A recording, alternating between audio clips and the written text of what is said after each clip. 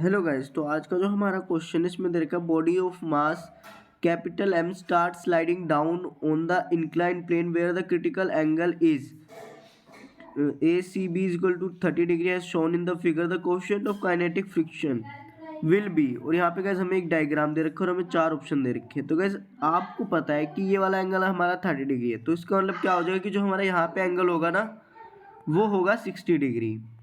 ठीक है, ये कैसे आया? क्योंकि आपको पता है ये वाला एंगल 30 डिग्री दे रखा है, ये 90 डिग्री एंगल है और हमें पता है कि जो ट्रायंगल के तीनों एंगल का सम होता है वो होता है 180 डिग्री। ठीक है, तो यहाँ से मैं लिख सकता हूँ कि 60 नहीं लिखेंगे गाइस, यहाँ पे 30 डिग्री प्लस 90 डिग्री प्लस इस वाले एंगल को कुछ देर के लिए हम x ले लेते हैं। ठीक है, इधर ले लिया x इज इक्वल टू आ जाएगा 180 डिग्री। ठीक है, तो इस पूरे को सोल्व करके आपको पता है हमारा जो x आएगा वो आएगा 60 डिग्री, यानी कि ये वाला एंगल 60 डिग्री है। ठीक है, ये वाला एंगल अब हमारा 60 डिग्री आ गया। तो गाइस अब क्या होगा, अब हमें पता है कि ब्लॉक स्लाइड करना शुरू कर चुका है, लेकिन आप देख सकते हैं कि करना शुरू कर चुका है और इस पर कोई एक्सीलरेशन नहीं लग रहा है, क्योंकि इस पर जो नेट फोर्स है ना वो जीरो है। इसका मतलब क्या होगा कि जितनी ग्रेविटेशनल की फोर्स लग रही होगी उतनी ही जो फ्रिक्शनल फोर्स होगी वो इस पर लग रही होगी, तभी जो नेट फोर्स होगा वो जीरो होगा। तो गाइस ये जो हमारा कैपिटल एफ है ये हमारी ग्रेविटेशनल फोर्स है और ये जो स्मॉल एफ है ये हमारी फ्रिक्शनल फोर्स है।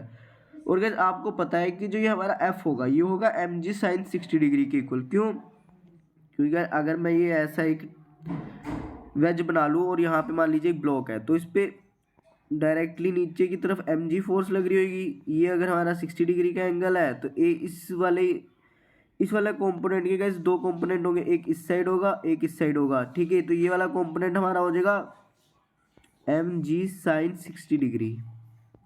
ठीक है गाइस, और ये वाला कंपोनेंट हमारा कैसे 60 डिग्री होगा?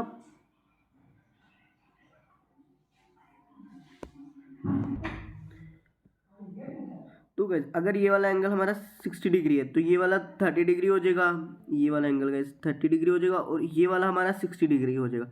तो इसीलिए जो ये वाला कंपोनेंट होगा ये होगा हमारा एम जी कोस 60 डिग्री।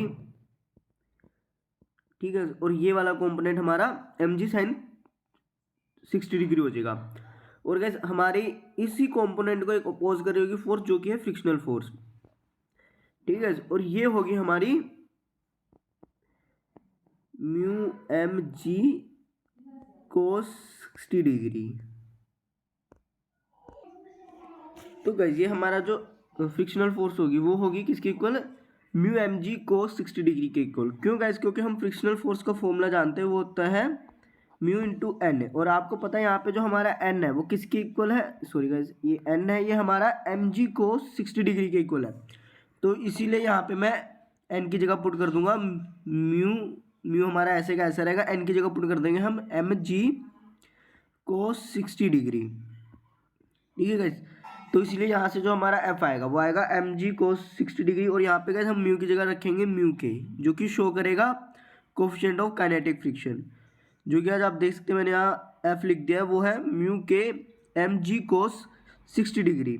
अब गाइस हमें पता है कि इस बॉडी पे नेट फोर्स है वो जीरो है, क्योंकि अगर नेट फोर्स होता तो इसके पास एक्सीलरेशन भी होता, लेकिन हमें क्वेश्चन में कुछ ऐसा नहीं दे रखा है, इसलिए हम यहाँ कंसिडर करेंगे कि इस ब्लॉक पे जो नेट फोर्स है वो जीरो है।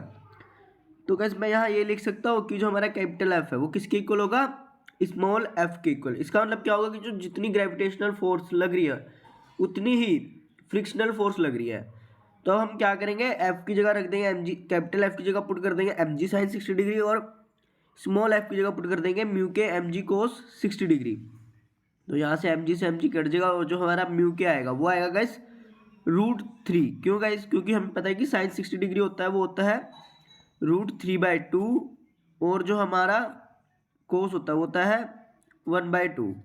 तो यहाँ 2 से 2 कट जाएगा, तो जो हमारा म्यू क्या आएगा वो आएगा √3। तो इस हिसाब से इस क्वेश्चन के लिए जो सही ऑप्शन होगा वो होगा ऑप्शन नंबर 3। और गाइस अगर आपको कोई डाउट है इस क्वेश्चन में तो कमेंट करके बताइएगा। Thank you guys.